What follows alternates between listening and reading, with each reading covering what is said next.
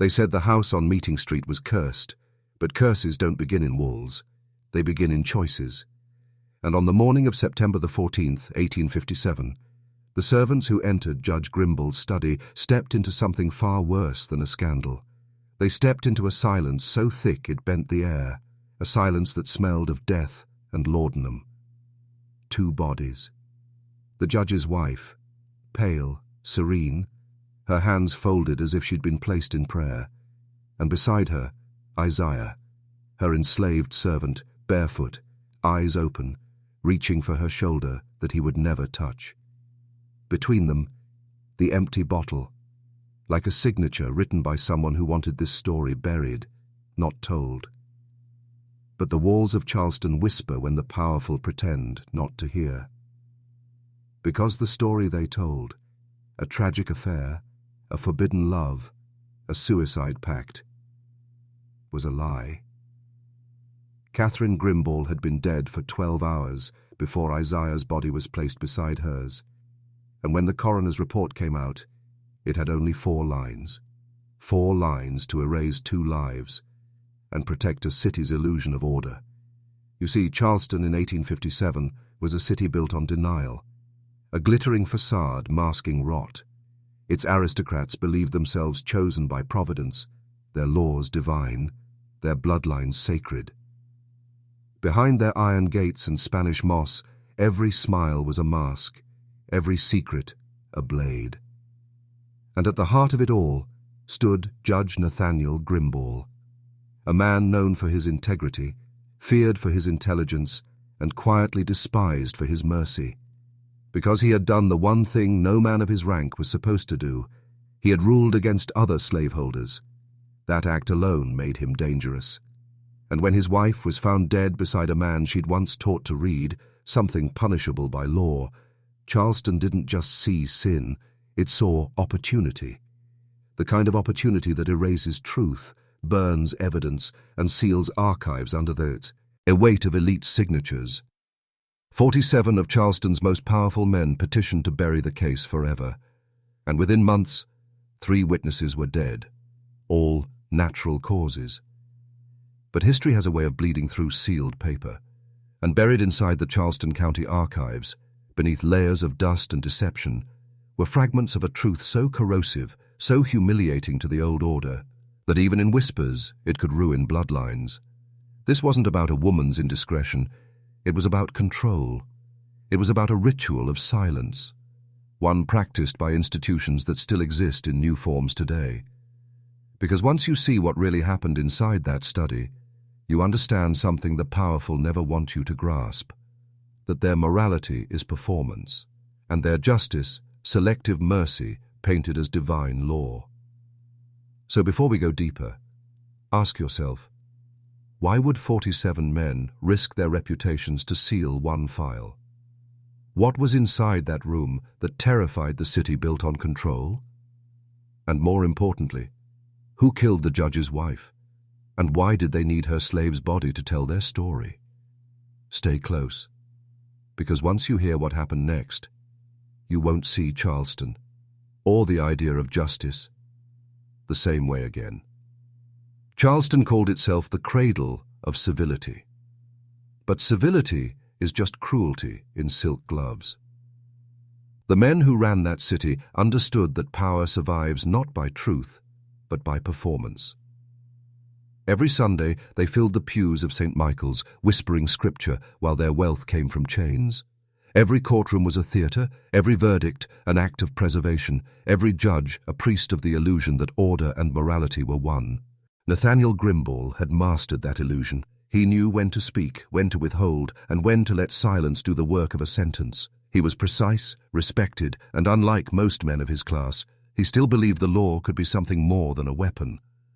That was his first mistake, because men who believe in justice in a corrupt world don't survive. They're used. And on the night his wife died, the machinery of Charleston decided to use him one last time. When Catherine Rutledge Grimball married Nathaniel at 21, she was given not a husband, but a role to play. She was the bridge between 2 dynasties, the Rutledges and the Grimballs, both families entangled in centuries of politics, plantations, and appearances. Her duty was to produce heirs, host gatherings, and ensure the continuity of their bloodline's illusion of honor. But Catherine was not made for silence. The death of her daughter had cracked something sacred inside her. The faith she'd been raised in became hollow, and the rituals of respectability began to feel like walls closing in. When she taught Isaiah to read, it wasn't rebellion, it was mercy. In that act, she found a fragment of the humanity she'd lost. But mercy in Charleston was treason, and a literate slave was a loaded gun pointed at the system itself. The whispers began years before the deaths. Some said the judge's wife was melancholy. Others said she had grown strange, restless, touched by spirits or abolitionist ideas drifting down from the north. The same people who smiled at her dinners were the ones writing anonymous letters to her husband, warning that his household had become unsafe. Nathaniel ignored them publicly, but noted every name privately. He knew Charleston's elite thrived on scandal because it was the only thing more intoxicating than brandy or bloodline. Still, he underestimated how quickly the city could turn on one of its own.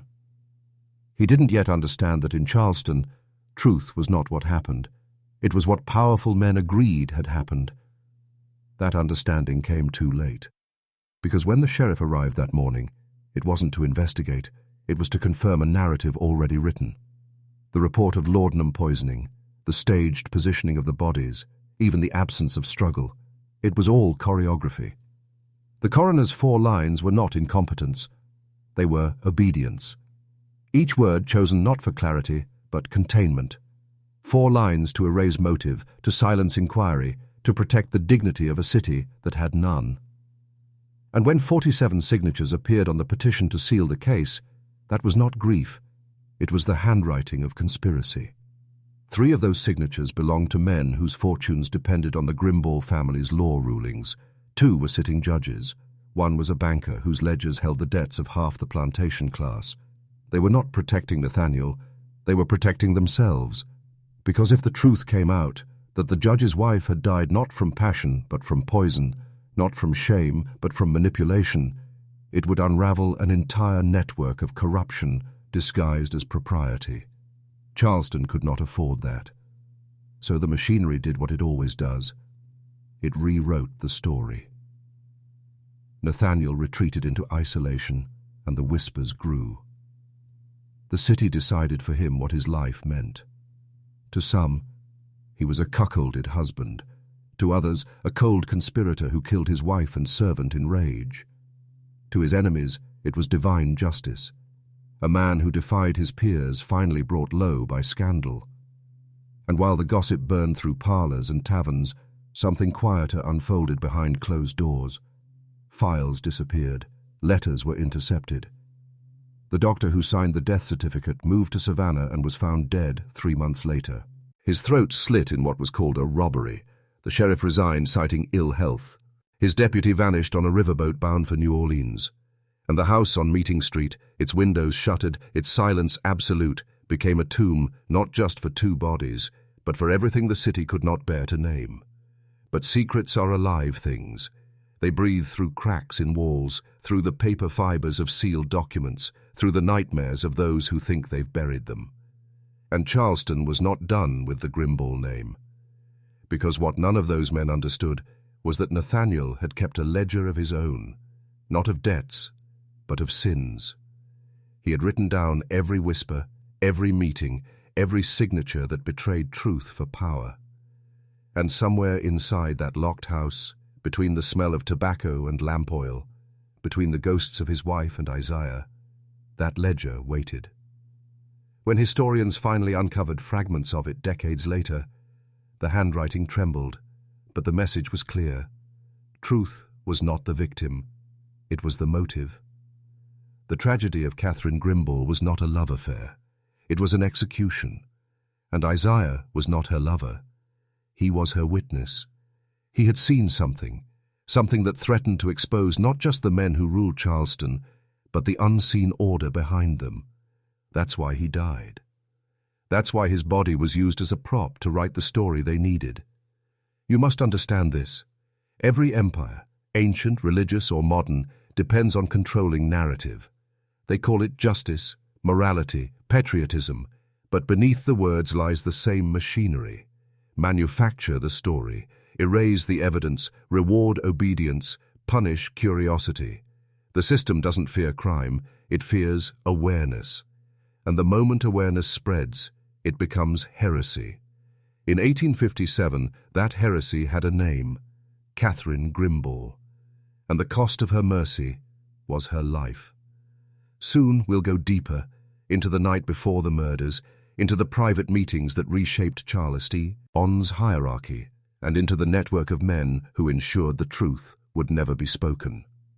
But before we continue, I want you to do something that aligns your awareness with the truth beneath illusion. Type in the comments right now. The walls remember. Write it twice. Because by saying it, you are breaking the spell they cast, a spell older than the city itself. You are not just watching history, you are unsealing it. And once unsealed, it changes you forever. History tells us the house fell quiet after dinner, but silence can lie. The Grimball residence that night did not rest. It listened. The clocks ticked like sentries, and the air felt thick, as though the walls themselves anticipated confession. Catherine sat alone in her upstairs room, a single candle burning beside her embroidery frame. She wasn't sewing. She was waiting.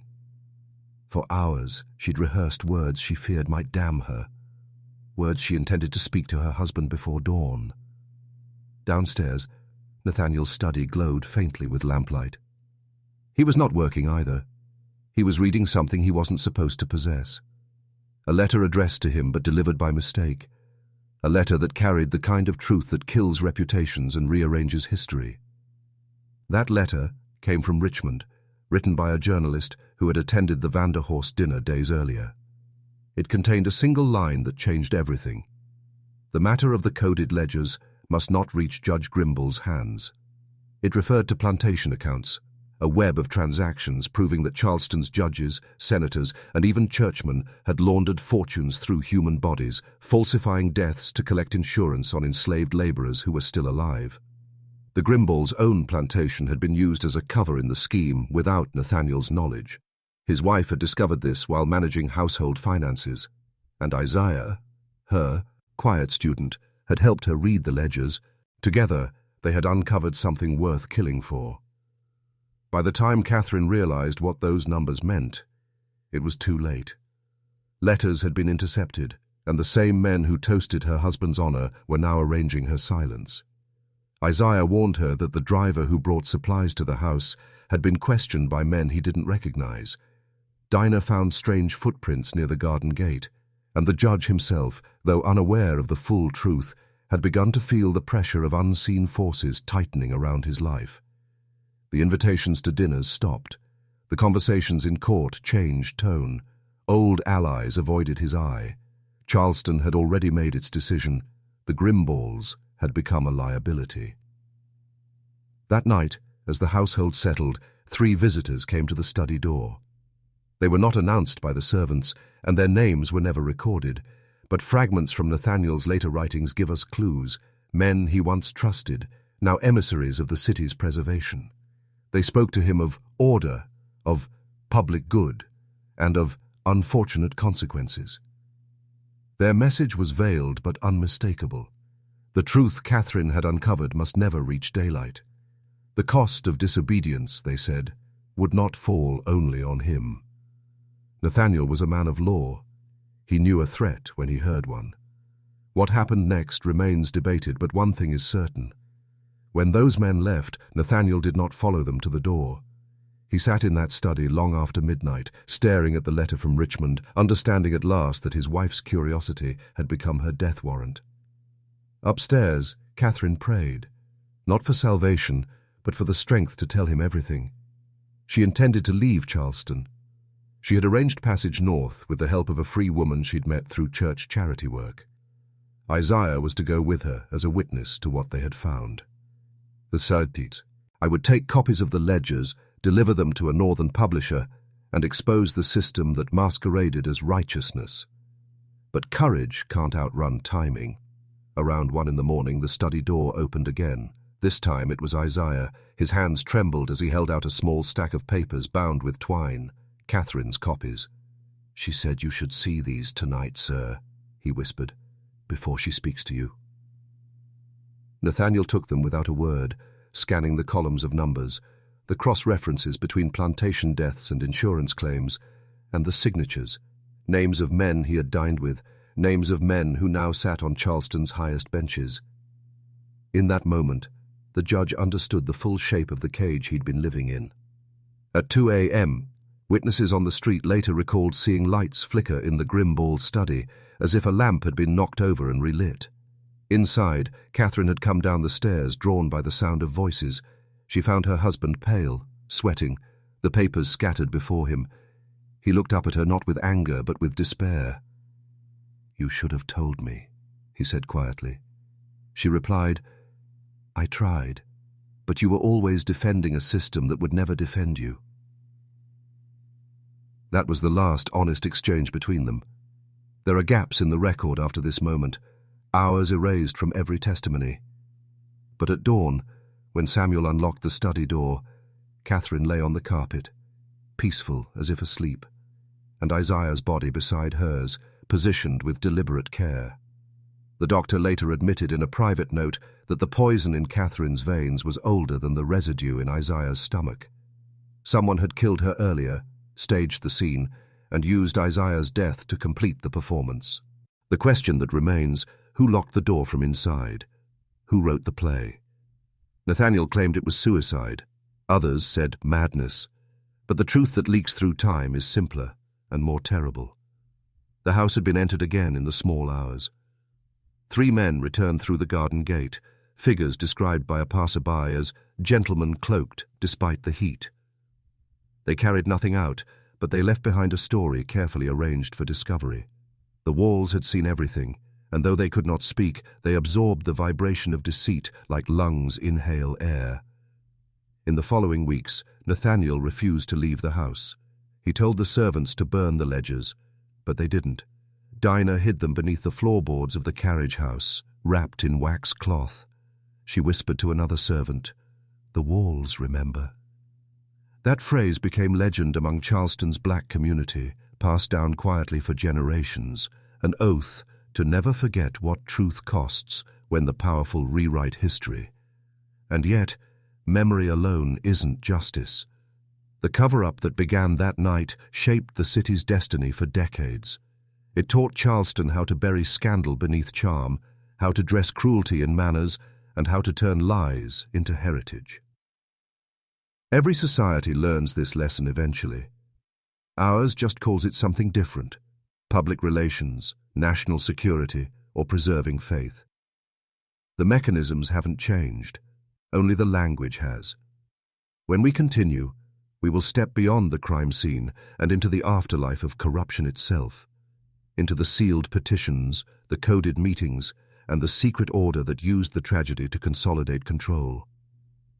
The deeper we go, the more you'll see that this wasn't a story about a woman and her servant. It was a ritual, a message written in death that still governs the living. Power always leaves fingerprints, but only the careful know where to look. After the discovery, Charleston's panic was not moral, it was logistical. The city's hierarchy moved faster than the law. Within 48 hours, telegrams were sent, carriages arrived before dawn, and the meeting that would birth what later came to be called the Order of 47 took place behind the closed doors of the Ravenel mansion. 47 men, all sworn to secrecy, gathered not to mourn, but to coordinate containment. Each man represented a sector of influence: judiciary, press, clergy, finance, shipping. Together, they controlled every narrative channel the city possessed. Their goal was simple: turn truth into fiction, before fiction turned to fire. The first thing they did was silence the press. The Charleston Mercury had already drafted a scandal piece, anonymously sourced, rich with implication. Its editor, a man named William Chisholm, was called to the Ravenel home that evening. He never printed another word on the subject. He left the city 2 days later, his departure paid for by an anonymous benefactor. Within a week, all local papers were running identical paragraphs about the tragic private affair and urging the public to respect the sanctity of the dead. The phrase, "sanctity of the dead," would become their shield, repeated in court petitions, sermons, and dinner conversations until repetition itself became proof. The second step was legal. Judge Horatio Priolo, Nathaniel's colleague and alleged friend, convened a private hearing in which no witnesses were called, no evidence presented. It lasted 17 minutes. By its conclusion, all case files were ordered sealed to preserve dignity. Dignity was their word for erasure. The coroner's original notes were replaced by a new version, 4 lines of bureaucratic brevity. The original drafts, containing detailed descriptions of the bodies, vanished. The physician's assistant who'd handled the examination was found drowned in the Ashley River that same week, his death ruled accidental. The third step was ecclesiastical. Reverend Simmons of St. Michael's delivered a sermon titled "The Lord's Veil," warning against the sin of curiosity. He told his congregation that prying into the private affairs of the virtuous was itself a form of moral decay. The pews were full that Sunday. The city's women wept. Men nodded solemnly. And so religion became the lock on the box that power had built. No one dared question what heaven had supposedly sealed. But beneath this coordinated silence, something darker formed, a structure that would long outlive the immediate scandal. The Order of 47 was not dissolved after the case was buried. It was refined. It became a network of preservation, a secret compact between Charleston's oldest families. Their oath was written not on paper, but in favor, marriages, and loans. They learned that the fastest way to control a society wasn't through the sword or the pulpit, it was through consensus. If you could make the lie unanimous, you could make it eternal. Nathaniel Grimball, meanwhile, was not invited to the meeting. He had become both liability and symbol. The men of the order understood something profound. A fallen judge made an excellent scapegoat. The narrative they constructed painted him as a man undone by his own moral leniency, a warning to others tempted by reform. The whispers grew. He was too merciful with his servants. He turned his back on divine hierarchy. He let compassion make him weak. Every rumor strengthened the illusion that the city's corruption was righteousness. And yet, Nathaniel lived, isolated, haunted, writing. His journals, discovered generations later, read like scripture, rewritten by guilt. They said the law was blind, he wrote. But here, blindness is chosen. He described the night visitors, the threats, the way their words slipped through polite speech like knives through lace. He wrote, "They did not kill her for love. They killed her for knowing." And in another passage, "They have sealed the truth, not to protect us from scandal, but to protect themselves from mirrors." The Order of 47 would go on to shape Charleston's future quietly.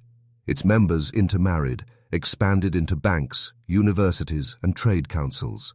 They learned to disguise control as stewardship.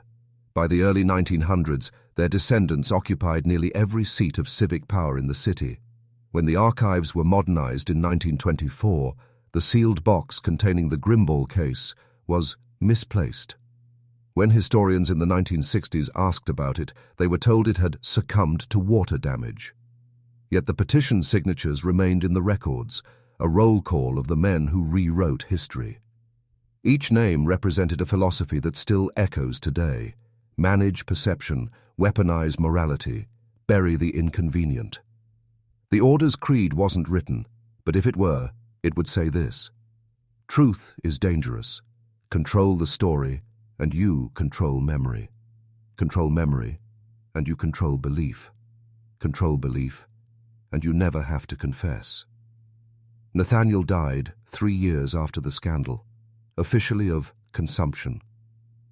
But his final entries suggest another truth. He wrote of seeing Catherine in dreams, standing by the window of the Meeting Street house, whispering the same words over and over: "The walls remember." He left behind one sealed envelope addressed to his brother, containing a single key. That key, matched no door in his home. Only decades later, when workers renovated the house, did they find a locked iron chest hidden behind the study's wainscoting. Inside were Catherine's ledgers, the real ones, and a short note in the judge's hand. "If they silence me, let these speak." The chest vanished within days of its discovery. The construction foreman who reported it drowned weeks later in an incident eerily similar to the coroner's assistant a century earlier. Coincidence, they said. But coincidences pile like corpses when institutions are defending ghosts. What began as a cover-up became doctrine. Charleston turned its shame into myth and its guilt into architecture. The house still stands. Its windows have been replaced, its floors restored, its history rewritten for tourists as a tragic romance of the Old South. They do not mention the ledgers. They do not mention the order. They do not mention that for nearly a century, members of that same order donated to preserve the property as a heritage site. The story they tell ends with love and poison. The story they hide begins with money and blood. When we continue, we will step inside that deeper structure, into the secret meetings, the coded handshakes, and the transformation of the order into a mechanism that still defines who wields truth in America today. The descent is almost complete. The only question that remains is, how deep do you want to go? Every city hides its machinery of obedience somewhere sacred. In Charleston, that place was the basement beneath St. Michael's Church. The air down there was heavy, sweet with mold and candle wax, where confession met conspiracy. It was there that the Order of 47 gathered under the pretense of prayer. No ledgers, no minutes, only memory and oath. Those who entered left part of themselves behind, like shedding conscience to gain permission. By 1858, this subterranean chamber had become more than a hiding place. It was the nerve center of a philosophy that would outlive every man who knelt beneath its arches. They called it the Covenant of Custodianship. The name sounded holy, but it wasn't about faith. It was about control disguised as virtue. The Order's members spoke in terms of guarding the moral fabric, preserving stability, and shielding the city from chaos. What they meant was maintaining their hierarchy of illusion. The ledgers Catherine Grimball uncovered had revealed financial fraud on a scale even they could barely comprehend. Insurance claims on enslaved bodies listed as dead, then resold under false names through neighboring estates. The profits flowed into banks that would later become Charleston's proudest institutions. The Order realized something in that basement. If the public ever learned that their civilization's grace was funded by the monetization of souls, Charleston's entire idea of itself would collapse. So they designed a ritual. Every new initiate, usually a young heir to one of the founding families, was brought into the chamber blindfolded. He was told he would inherit not wealth, but responsibility. He would hear the creed whispered by three voices. We do not lie. We maintain order. We do not hide. We preserve faith. We do not kill. We correct. It was linguistic alchemy, turning atrocity into duty, deceit into protection. The initiate would then be asked to repeat the words while placing his hand on the cold stone altar built over an older foundation. Archaeologists later discovered that the foundation itself was part of an 18th century slave-holding pen. The symbolism was perfect. They had built their morality atop bones.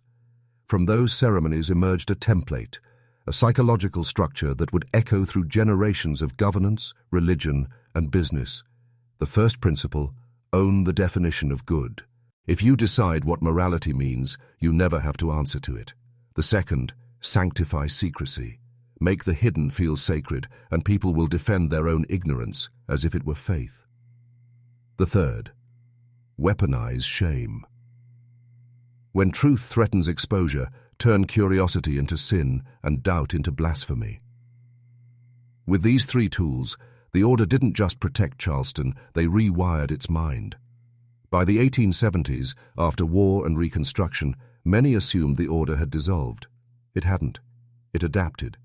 Some of its members joined benevolent societies, heritage clubs, and charitable trusts. Their names appeared on hospital wings and university boards. The church basement meetings grew infrequent, but the ideology spread, embedding itself in the architecture of decision-making. When new judges took office, they received quiet visits from benefactors who reminded them of the city's dignity. When editors considered controversial stories, anonymous donors appeared with endowments for literary preservation.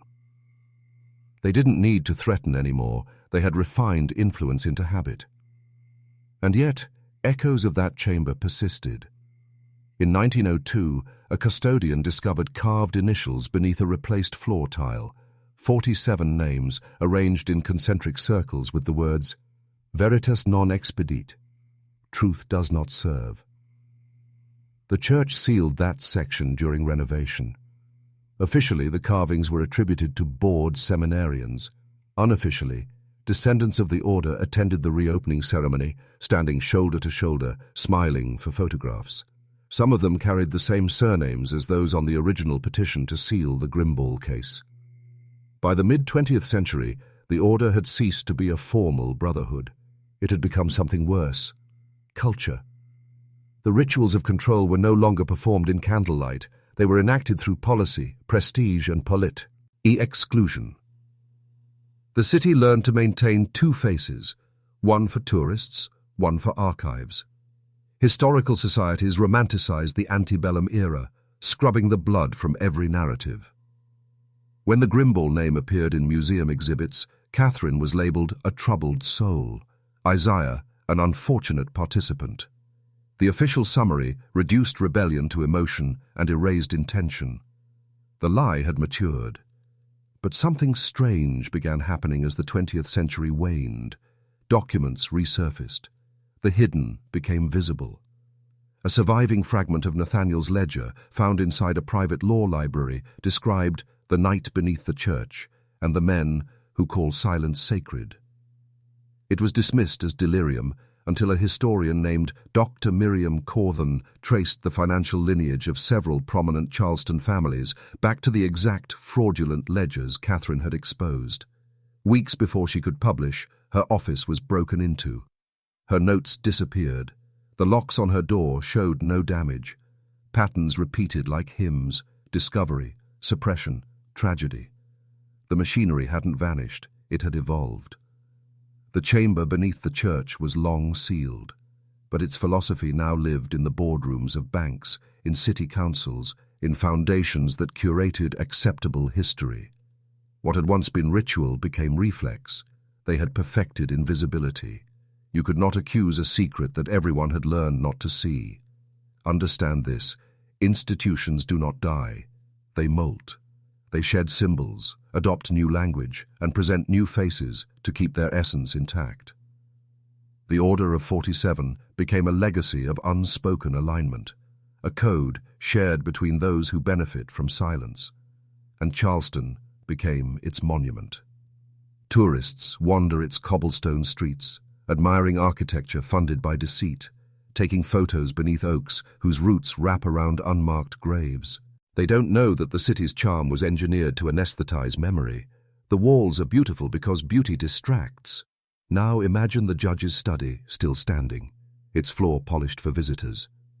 Beneath that floor once lay the ledgers that exposed a nation's hypocrisy. Beneath those ledgers, Isaiah's words etched faintly into the wood. She wanted them to see. Those words, uncovered only during a brief restoration, were quietly sanded away before the room reopened. That is how control perpetuates itself, not by violence, but by curation, by deciding which truths are worth remembering and which are more profitable forgotten. When we continue, we will move from the hidden chamber into its reflection in the modern world, the evolution of control, the psychology of obedience, and how the same mechanism that silenced Catherine Grimball now shapes global narratives. This is where history stops being past and becomes present. And when you see it, you will understand. The story of Charleston was never local. It was a blueprint. You think systems die when their founders do, but systems don't die. They evolve, shedding flesh to preserve intent. After the Civil War, the Order of 47 didn't vanish. It dissolved into the bloodstream of the nation. Its members lost plantations but gained banks. They lost titles but gained influence. They rewrote their purpose with new language. Reconstruction became reconciliation. Exploitation became enterprise. And silence became patriotism. Charleston was only the seed. From it, the vines of this philosophy crept into every corridor of American power.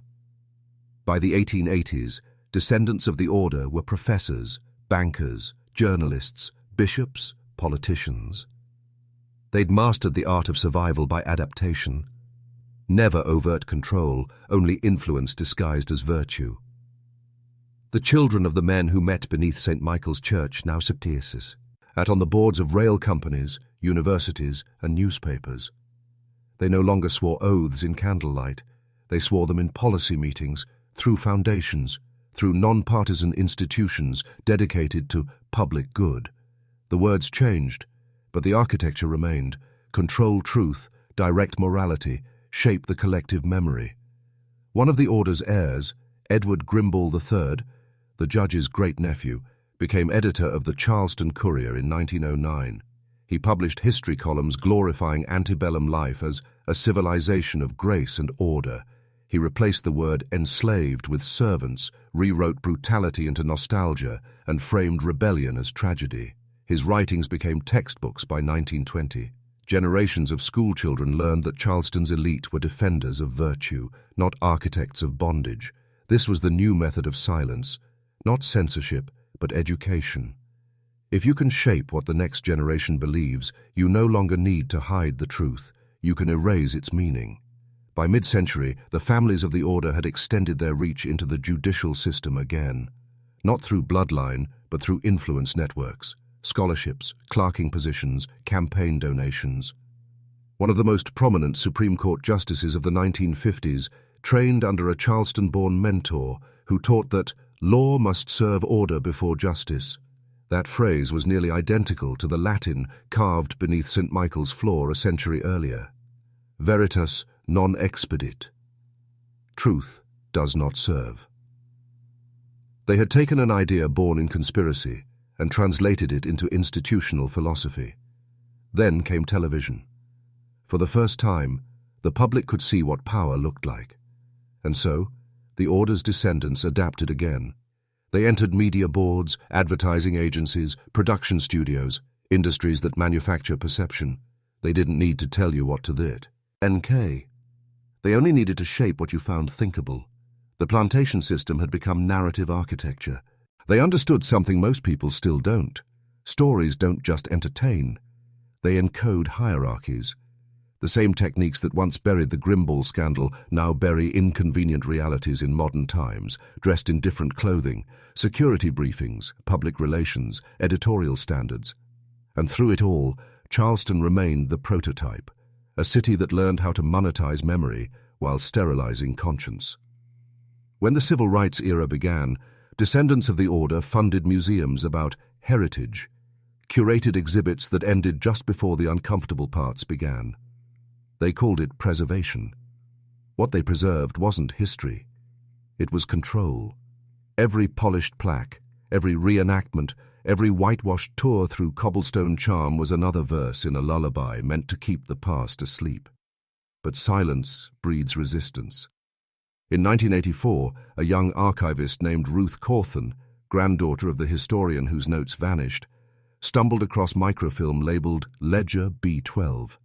It contained partial transcriptions of financial records identical to the ones Catherine Grimble had uncovered.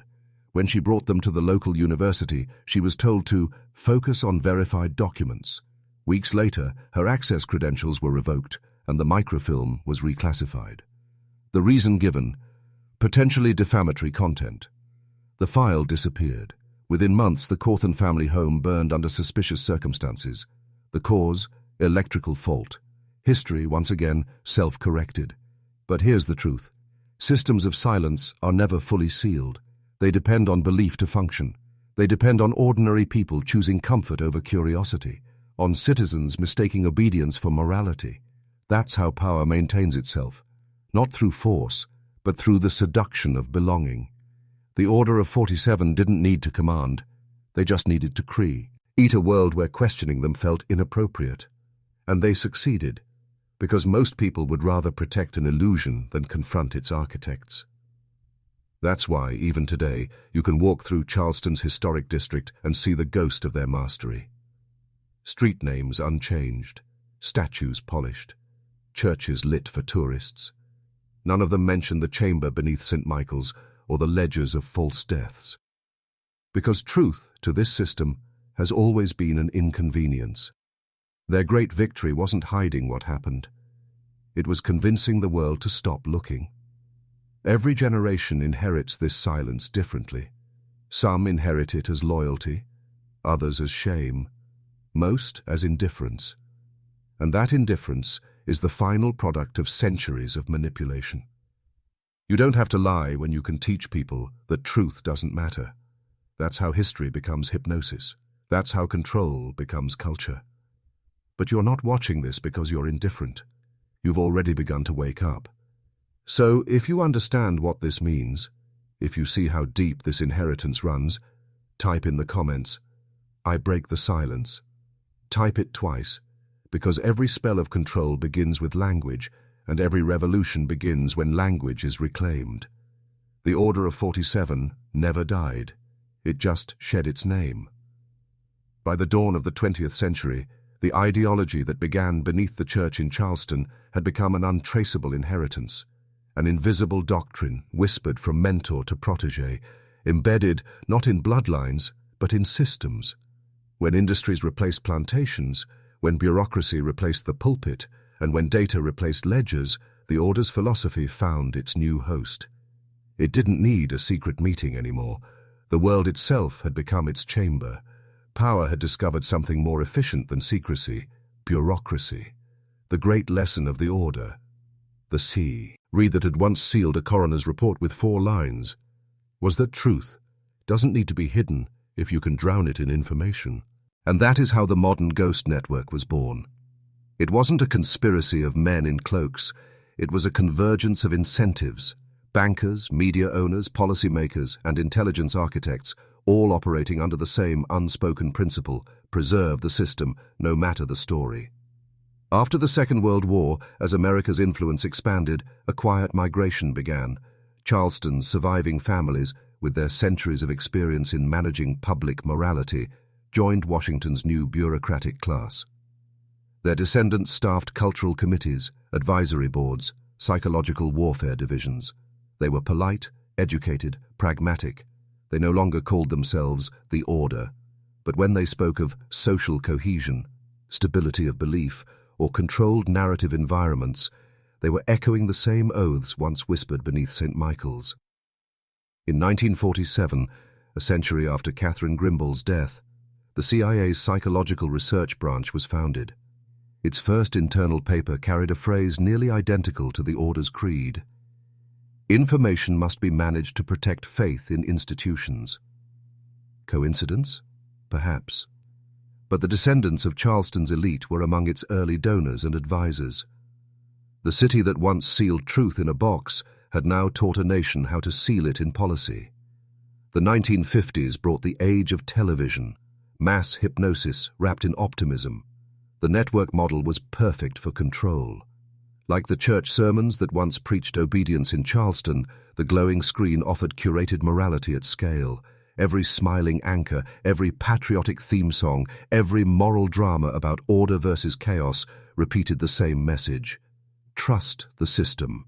Dissent was not punished. It was marginalized, turned into spectacle, softened into comedy. The plantation had become the living room. By the 1970s, this ghost network had global reach. Think tanks like the Atlantic Council and foundations tied to old Southern capital were now crafting not plantations, but narratives. They defined what democracy meant, who the villains were, which wars were righteous. They understood what Nathaniel Grimball had learned too late, that justice is not about truth, it's about perception. The same principle that killed his wife now justified entire invasions. Truth was no longer forbidden. It was fragmented, algorithmically diluted, replaced by noise. But the real masterpiece came in the digital age. When data replaced belief as the new currency, the ghost network no longer needed secrecy. It needed compliance. The same logic that once buried ledgers now buried algorithms. Content moderation. Trust and safety. Information hygiene. Different words for the same ancient ritual, deciding what the public may know under the guise of protection. You think censorship looks like a locked door. It doesn't. It looks like a friendly recommendation engine designed to keep you safe. The irony is brutal. The system that began in a church basement now lives in your devices. Its new priests are coders. Its new sermons are notifications. The Order's old creed, "Truth does not serve," became a line of code. If it destabilizes engagement, suppress. You're not supposed to see certain stories, not because they're false, but because they threaten a carefully engineered calm. The same calm Charleston prized while corpses cooled beneath its floorboards. And yet, the pattern remains identical. When exposure threatens, the machinery closes ranks. Journalists vanish into lawsuits. Whistleblowers are discredited. Archives lose files. The ghosts have adapted perfectly. No names, no oaths, no meetings. Just inherited reflexes. An entire civilization conditioned to protect its illusions. Do you see it now? The mechanism that sealed Catherine's death is the same one that it shapes your news feed. The same impulse that silenced her, the fear of disorder, the worship of appearance, still governs the collective mind. We've become a nation of courtiers bowing to invisible hierarchies, worshipping comfort as truth. Charleston's dark secret wasn't just a murder, it was a prototype, and that prototype became the operating system of modern civilization. Before we continue deeper, before we confront what the judge left behind, pause for a moment. Breathe. Feel how the silence around you isn't empty, it's structured. Every law, every headline, every polite conversation you've ever had about keeping things civil is a relic of that same ghost network. It isn't history, it's inheritance. When Nathaniel Grimball's final writings were uncovered in fragments, torn, half-burned, edges blackened by candle flame, they were dismissed as the ramblings of a broken man. But read carefully. They are something else entirely. A confession disguised as a eulogy, a map drawn by guilt. His words do not ask for forgiveness. They explain how an act of mercy became a mechanism of control. The ledger was found behind a false panel in his study, inside a wooden box sealed with wax, stamped by the judge's ring. It contained no money, no will, only 6 pages of thin parchment, written in his steady, deliberate hand. On the first page he wrote, "I have seen the shape of God, and it is bureaucracy." That line alone tells you everything you need to know about the man Charleston turned into a ghost. Nathaniel had realized too late that the very system he served had no interest in justice, only in continuity. He confessed that the night his wife died, he was given a choice. The men who came to his home didn't threaten him with violence, they threatened him with history. They said, "Judge, you will not survive scandal. Your rulings, your legacy, your family's name, all will burn. But if you let us write the story, we will save what can be saved." That was the language of the order. Not command, not coercion, preservation. Hay promised to protect the Grimball name, to bury the affair as a tragedy, not a rebellion. All he had to do was sign a single affidavit stating that his wife was unwell, and that her relationship with Isaiah had distressed her mind. Nathaniel hesitated. He knew Catherine had uncovered their fraud. Insurance policies on lost slaves, resold under new names. A trade conducted through respectable law firms. He knew she had written letters to northern publishers, but the thought of losing his name, his court, his identity as a man of order, it was too much. So he signed. That signature turned his marriage, his city, and his own soul into evidence of complicity. He wrote, "When I sealed the document, I sealed myself out of heaven." The next day, those men returned to his study. They took Catherine's ledgers, Isaiah's journal, and the Richmond letter. When they left, they told him the matter was closed. They didn't realize Nathaniel had made copies. Hidden beneath the floorboards, wrapped in oilcloth, he preserved them, not to expose the order, but to remind the future that even obedience is recorded somewhere. He wrote, "I cannot destroy their empire, but I can damn it to memory." His entries over the next 3 years show a man unraveling not from grief, but from awareness. He understood that Charleston was not unique. It was a test site. He wrote of correspondence between judges in Virginia, bankers in Philadelphia, and ministers in New York, all referencing the custodianship, a network of men exchanging letters about how to maintain public faith during periods of transition. He realized the Order of 47 had already metastasized beyond Charleston. The mechanism was spreading north, slowly, quietly, through respectability. The 4th page of his ledger contains a warning, not to his peers but to us. The danger of evil is not its appetite but its efficiency. The righteous man, when he serves the system, becomes its alibi. The citizen becomes its accomplice. When truth is called rebellion, you are already enslaved. He described recurring nightmares. His wife standing before him, holding Isaiah's journal, her eyes calm but her voice accusing. You knew. He wrote that he began to hear whispers in the halls of his house, not of ghosts, but of words he had buried. The word truth no longer comforted him. It terrified him.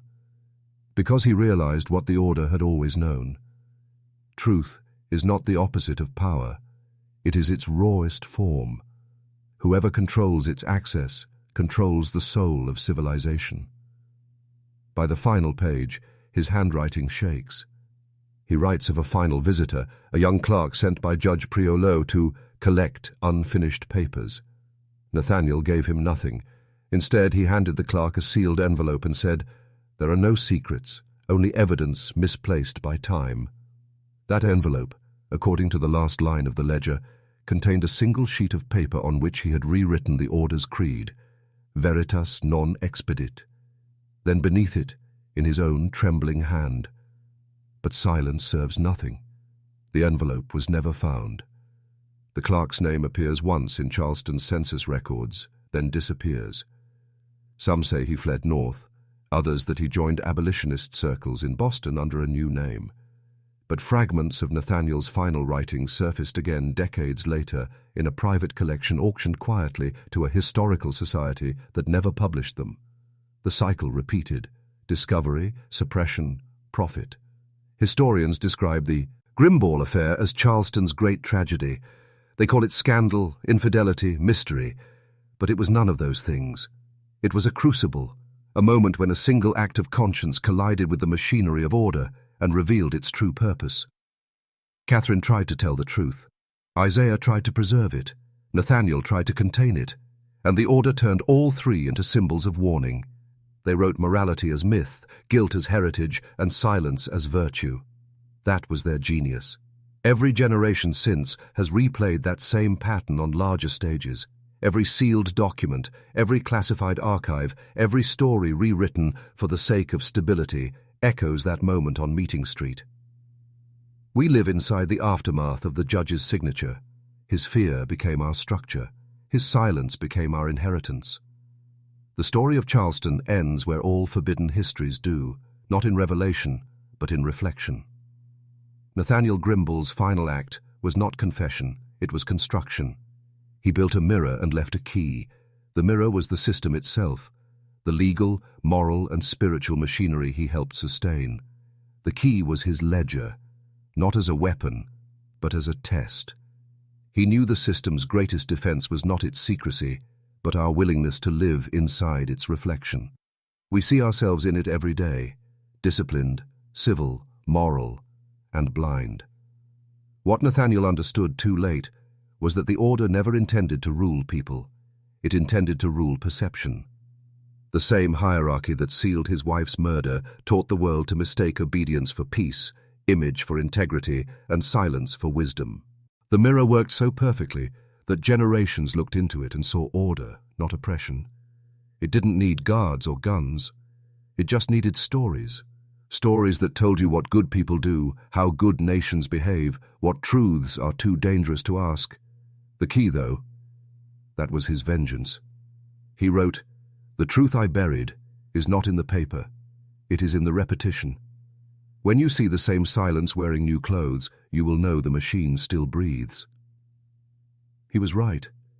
Every age redresses the same silence. Religion calls it faith. Governments call it security. Corporations call it brand integrity. And citizens call it normal life. But it is all the same cathedral, built on obedience, maintained by those too afraid to look behind the altar. When researchers unearthed his study in the 1990s, they found one final detail that never made the reports: a cracked mirror behind the fireplace, its back etched with 4 words: "They are still watching." Some dismissed it as vandalism by later occupants. Others believed Nathaniel left it himself. But the phrasing is important. He didn't write "they are still here." He wrote "watching," because the order's descendants no longer needed to act. Their philosophy had become the atmosphere. It had replicated itself into everything: the schoolbooks, the news anchors, the hashtags, the algorithms. Watching wasn't surveillance anymore. It was participation. Think about it. Today, you volunteer your data, your face, your patterns, your secrets, all in exchange for belonging. That's how control evolved. It doesn't demand. It seduces. It doesn't silence you. It teaches you what not to say. It rewards compliance with visibility, punishes defiance with invisibility. Charleston's hidden network of 47 men became billions of connected minds policing themselves, protecting the mirror from cracks. Nathaniel's key was meant for whoever would find the courage to use it. But it was never a physical object. It was understanding. He wrote, "If truth is forbidden, then awareness itself is rebellion."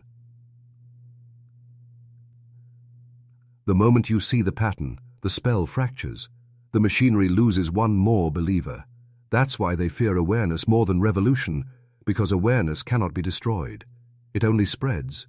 So ask yourself, what parts of your life have you mistaken for choice when they were only design? What facts have you accepted because questioning them felt impolite? What silences have you kept because the system told you they were sacred? Every answer you give is a reflection of the mirror Nathaniel tried to break. The same mirror that showed Charleston its virtue while it buried bodies beneath marble floors. In the end, the judge's story is not just a warning, it's prophecy. He died believing he had failed, but he hadn't. He left a pattern clear enough that anyone with eyes can follow it. The world we live in is his courtroom now, and we are both the jury and the accused. Each of us carries the same verdict in our hands. We either repeat his silence or we break it. And maybe that's what Catherine's ghost has been waiting for. Not revenge, but recognition. The moment someone finally says out loud what she died trying to prove, that truth was never the enemy. It was the inheritance denied to the living. So if you've made it this far, you've already stepped outside the mirror. You've seen the pattern, felt the weight of its elegance. Don't just understand it, name it. Type in the comments, "The key is awareness." Type it twice because awareness is repetition's antidote. The first time, you declare it to the world. The second time, you declare it to yourself. Charleston's darkest secret was never the judge's wife or her servant. It was the discovery that civilization itself is built on selective memory, that every empire, every order, every church of control exists only as long as we agree to forget. The mirror still stands. The key still waits. The question is whether you'll use it or become another reflection.